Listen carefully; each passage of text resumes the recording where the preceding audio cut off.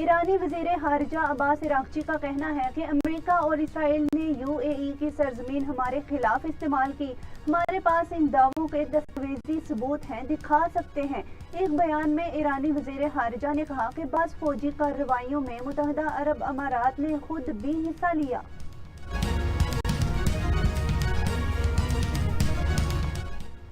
ایران اور روس کے درمیان جوہری شعبے میں تعاون کے لیے $25 ارب کی مفاہمتی یادداشت پر دستخط ہو گئے۔ ایران اور روس نے $25 ارب مالیت کا ایک وسیع ایٹمی تعاون معاہدہ طے کیا ہے، جس کا مقصد تہران کے ایٹمی ڈھانچے کو وسعت دینا ہے۔ اس معاہدے کے ذریعے دونوں ممالک کے درمیان اسٹریٹجک تعلقات مزید مضبوط ہوں گے۔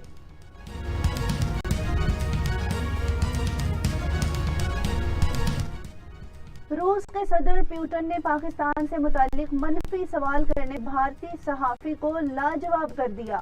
سینٹ پیٹرک سبرگ اکنامک فورم کے دوران بھارتی صحافی کے سوال پر پیوٹن نے کہا، یہ کہنا غلط ہے کہ پاکستان چین کے زیر اثر ہے۔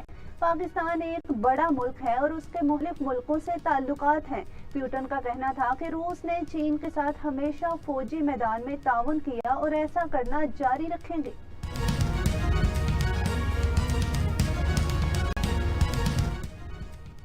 بھاولپور سمیت پنجاب بھر میں رات گئے آنے والی شدید آندھی نے بڑے پیمانے پر تباہی مچا دی۔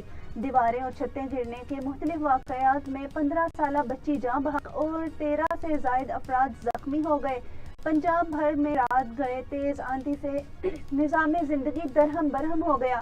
بھاولپور میں چنن پیر کے علاقے میں دیوار گرنے سے 15 سالہ اللہ وسائی جاں بحق ہو گئیں، جبکہ بھاولپور اندرون شہر میں دیوار گرنے سے 2 بچے زخمی ہو گئے۔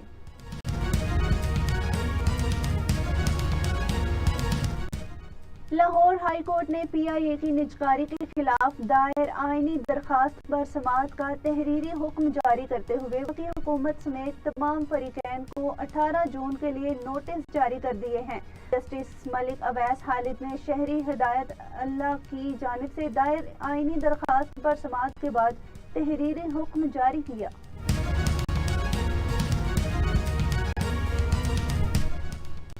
شانگلہ چکیسر میں جیپ کھائی میں جا گری، جس کے نتیجے میں 6 افراد زخمی ہو گئے۔ عینی شاہدین کے مطابق جیپ بے قابو ہو کر کھائی میں گر گئی، جس کے نتیجے میں جیپ میں سوار 6 افراد زخمی ہو گئے۔ چکیس حادثے کے بعد ریسکیو 1122 نے 6 زخمی کو ہسپتال پہنچا دیا، جہاں انہیں طبی امداد دی جا رہی ہے۔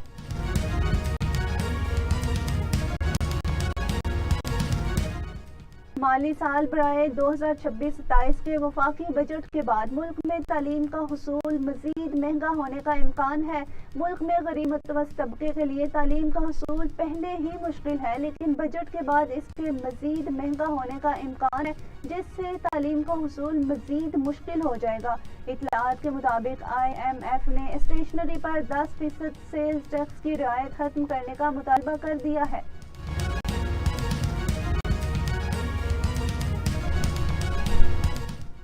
اور فیفا ورلڈ کپ 2026 کی آمد کے ساتھ ہی عالمی فٹ بال کی سب سے بڑی ٹرافی توجہ کا مرکز بن گئی۔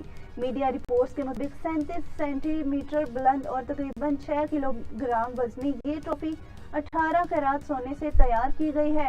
ٹرافی کے نچلے حصے میں ملاکائٹ نامی سبز معدنی پتھر کی 2 تہیں بھی شامل ہیں۔